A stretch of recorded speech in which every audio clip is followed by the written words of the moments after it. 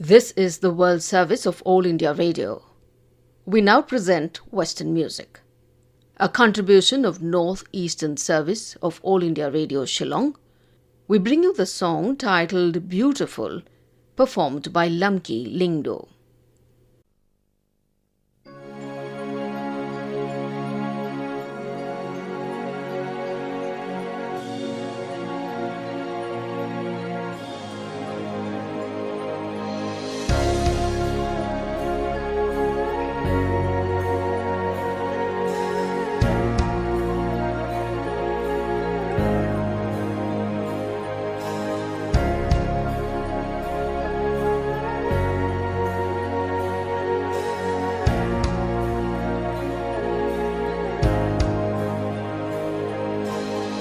I see your face in every sunrise. The colors of the morning are inside your eyes. The world awakens in the light of the day. I look up to the sky and say, you're beautiful.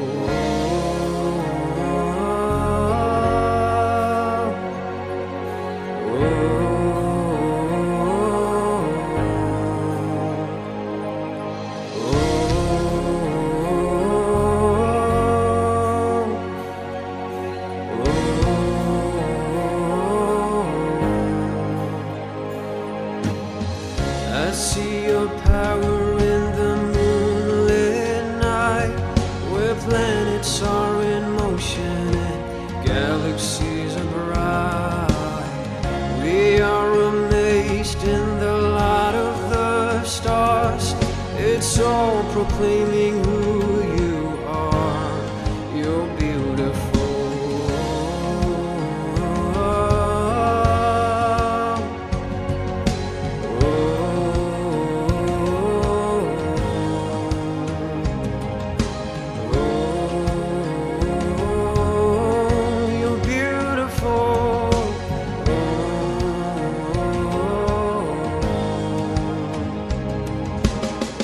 I see you there hanging on a tree.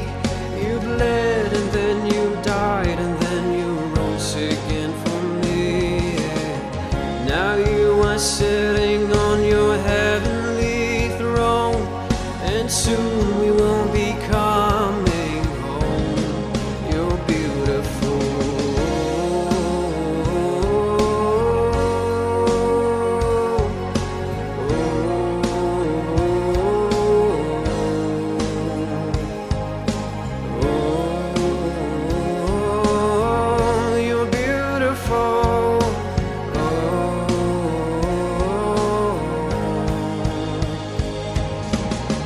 When we arrive at eternity's shore, where death is just a memory and tears are no more, we'll enter in as the wedding bells ring. Your bride will come together and we'll sing, you're beautiful. When we arrive at eternity's shore, where death is just a memory and tears are no more, we'll enter in as the wedding bells ring. Your bride will come together and we'll sing, you're beautiful. You're beautiful.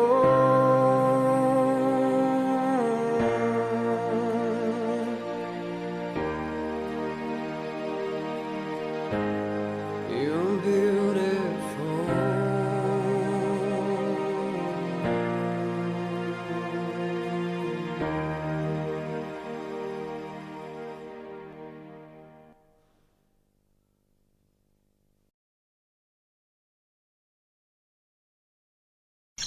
Destination India. An audio tour of a mesmerizing place of incredible India. If you are an adventurous tourist who wants to visit an offbeat destination, that offers a rare experience of history and culture, then Bishnupur is the ideal place for you. An ancient town in Bankura district, Bishnupur offers a rare insight into the traditional art and culture of Bengal. For this town is steeped in centuries of history and tradition, with its rich heritage of beautiful terracotta temples, pottery and the famous Baluchuri silk saree. At a distance of about 130 kilometers from Kolkata, Bishnupur is basically a pilgrim town dotted with terracotta temples, most of which are dedicated to Hindu deity Lord Krishna. Ruled by a long line of Hindu kings of Malla dynasty in the 17th and 18th centuries, Bishnupur derives its name from the Hindu god Vishnu. The exquisite terracotta temples built by the Malla dynasty are today considered the best specimens of classical Bengal architecture.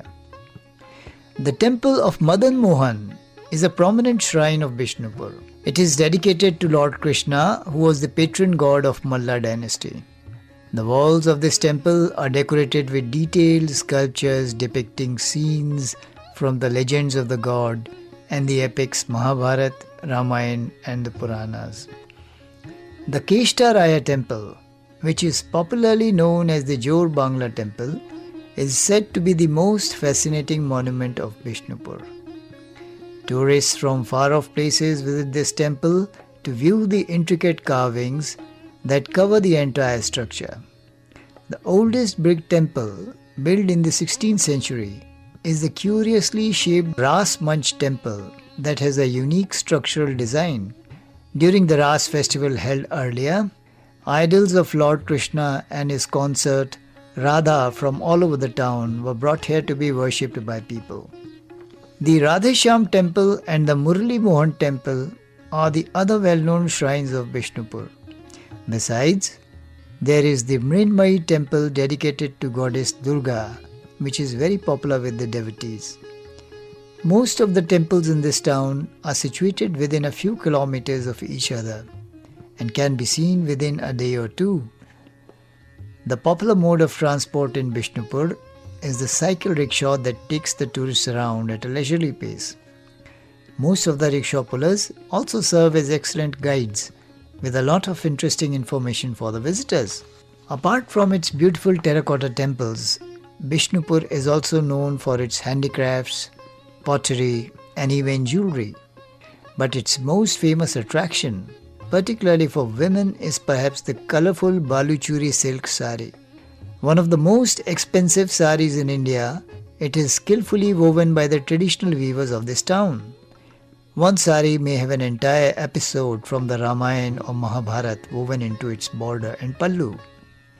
Yet another attraction for visitors is the annual fair called the Bishnupur Posh Mela, which is held in the last week of December. This colourful and vibrant fair is very similar to the Posh Mela held in Shanti Niketan every year at about the same time. People from villages far and wide come here to celebrate the end of the agricultural season. In recent times, a music and dance festival has also been started in recognition of the Bishnupur Gharana of classical music. Known as the Bishnupur Utsav, it is held immediately after the Posh Mela. While Bishnupur can be visited by tourists around the year, the best time is between October and March when the weather is pleasant. Summer in Bishnupur can be very exhausting because of high temperatures. This fascinating town is very well connected and can be easily reached by road or railway. The nearest international airport to Bishnupur is at Bengal's state capital Kolkata, which has flight connections from all over India and abroad. So if you are an adventurous traveler who wants to get a glimpse into the colourful culture of Bengal, do pack your bags and head for Bishnupur this winter. This program was conceptualized and produced by Monica Gulati with assistance in production by Savita Khera. The script and presentation by Hemendra Singh Bartwal.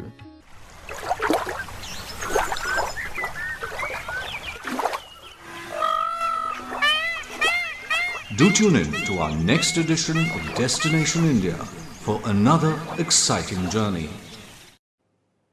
We now present the activities conducted by 8th BN NDRF during COVID-19 pandemic.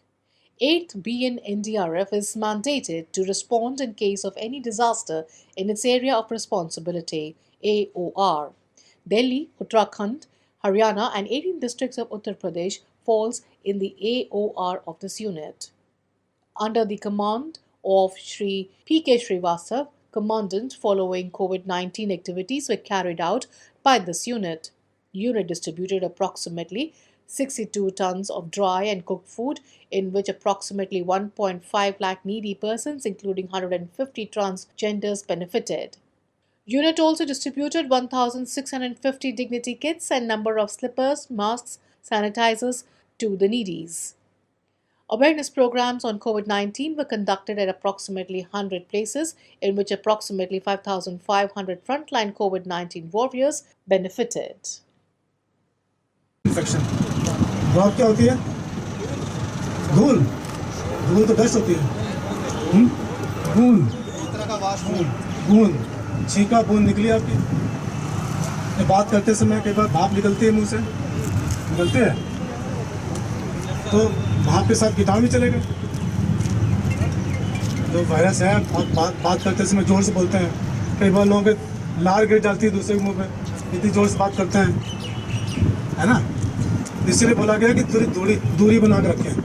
Droplet infection है तो आप लोग दूरी बना के रखें. The story of my experiments with truth. The reading from the autobiography is presented by Sri Gopalakrishna Gandhi, writer, teacher and the youngest grandson of Kasturba Gandhi and Mohandas Karamchand Gandhi. The words of the Mahatma in the voice of his grandson. I had been wedded to a monogamous ideal ever since my marriage, faithfulness to my wife being part of the love of truth. But it was in South Africa that I came to realize the importance of observing brahmacharya even with respect to my wife. I cannot definitely say what circumstance or what book it was that set my thoughts in that direction, but I have a recollection that the predominant factor was the influence of Raichand Bhai. After full discussion and mature deliberation, I took the vow in 1906. I had not shared my thoughts with my wife until then, but only consulted her at the time of taking the vow. She had no objection. Let no one believe that it was an easy thing for me. I have not the least doubt that milk diet makes the brahmacharya vow difficult to observe. I have yet to find a fruit substitute for milk which is an equally good muscle builder and easily digestible. The doctors, Vaidyas and Hakims have alike failed to enlighten me.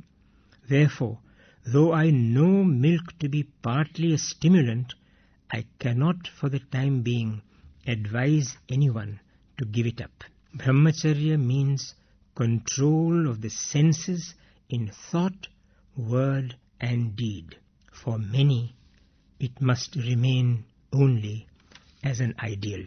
When between 1897 and 1899 the Boer War was declared, my personal sympathies were all with the Boers, but I believed then that I had yet no right in such cases to enforce my individual convictions.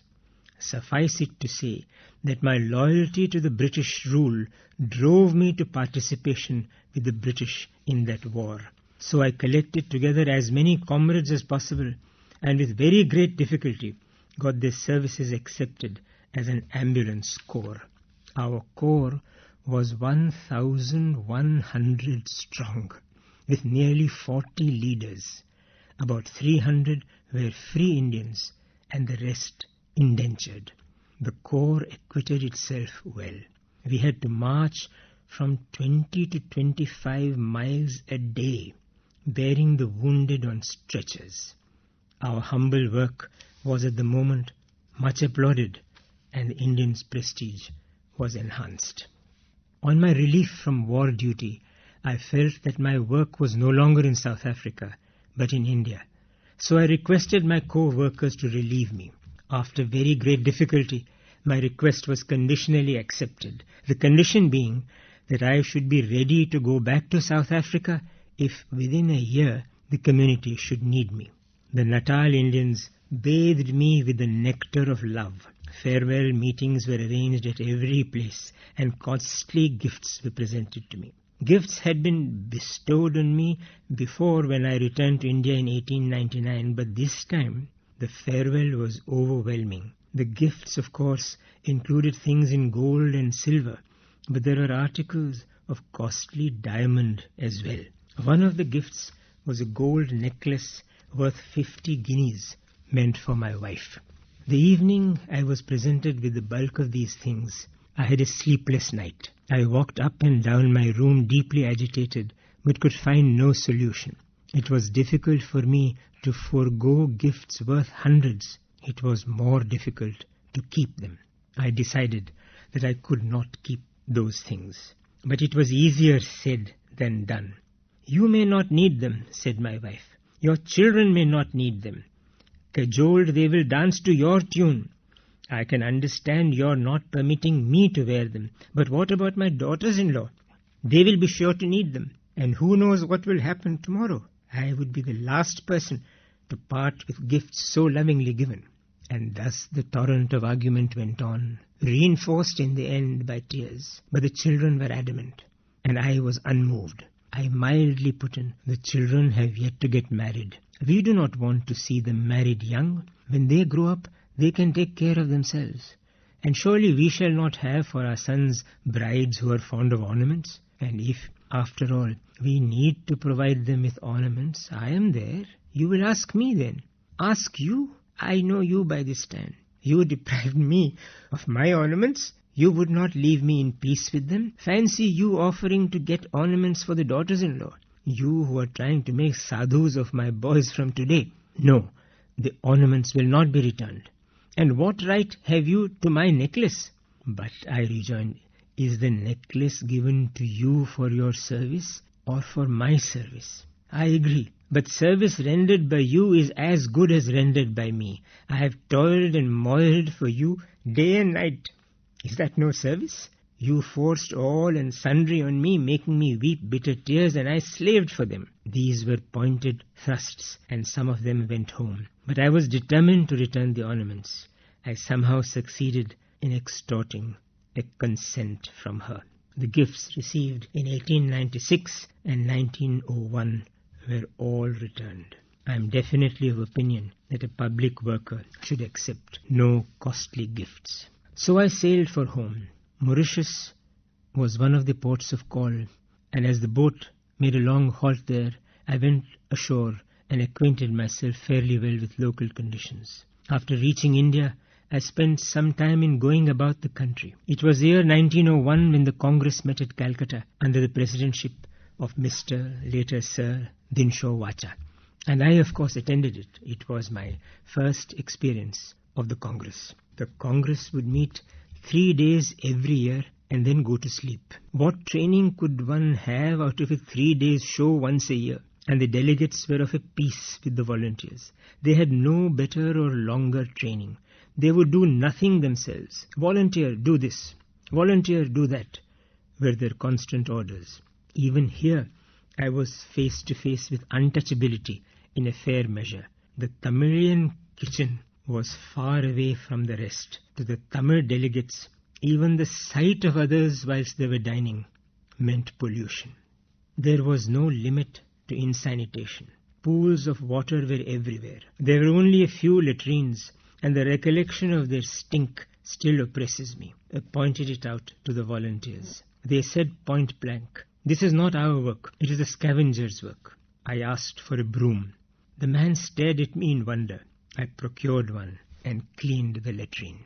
I saw that if the Congress session were to be prolonged, conditions would be quite favorable for the outbreak of an epidemic. During these days, I walked up and down the streets of Calcutta. I went to most places on foot. Kali Charan Banerjee had spoken to me about the Kali Temple, which I was eager to see, especially as I had read about it in books. So I went there one day. On the way, I saw a stream of sheep going to be sacrificed to Kali. Rows of beggars lined the lane leading to the temple. There were religious mendicants too, and even in those days I was sternly opposed to giving alms to sturdy beggars. That very evening I had an invitation to dinner at a party of Bengali friends. There I spoke to a friend about this cruel form of worship. He said, "The sheep don't feel anything. The noise and the drum beating there deaden all sensation of pain." I could not swallow this. I told him that if the sheep had speech, they would tell a different tale. It is my constant prayer that there may be born on earth some great spirit, man or woman, fired with divine pity, who will deliver us from this heinous sin, save the lives of the innocent creatures, and purify the temple. How is it that Bengal, with all its knowledge, intelligence, sacrifice, and emotion, tolerates this slaughter? You just heard the reading from the autobiography of Mahatma Gandhi, presented by Shri Gopala Krishna Gandhi, the youngest grandson of Kasturba Gandhi and Mohandas Karamchand Gandhi.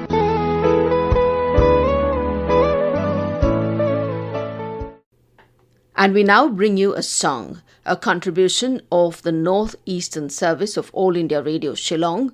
The song is titled Joyful, Joyful, performed by the Aroha Choir.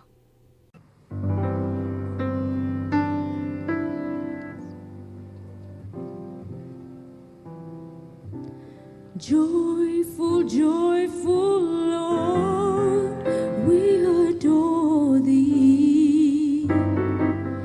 God of glory, Lord of love.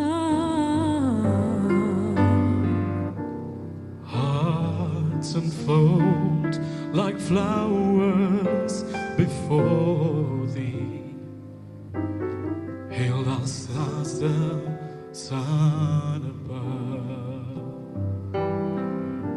Melt the clouds of sin and sadness, drive the dark of doubt away. Giver of immortal gladness, fill us with the light.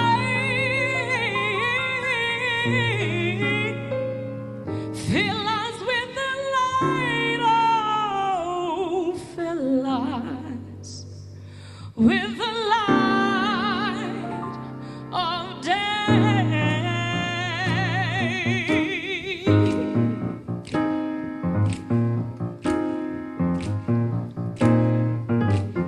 Joyful, joyful Lord, we adore Thee, God of glory, Lord of love. Hearts unfold like flowers before Thee, hail Thee as the sun above.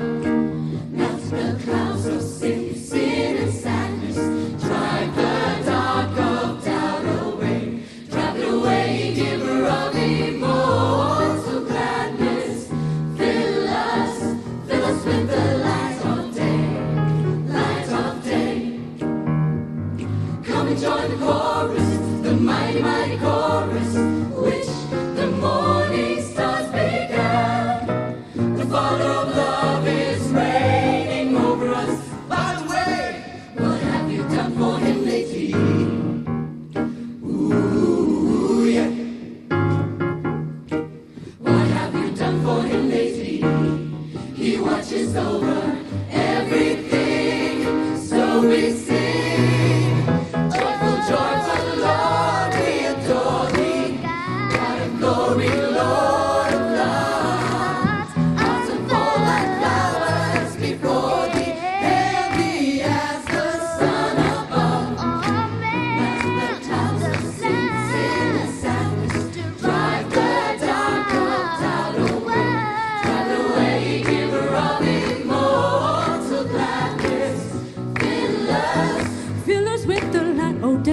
fill us, fill us. Oh, we need you, yes we do. Fill us, fill us with the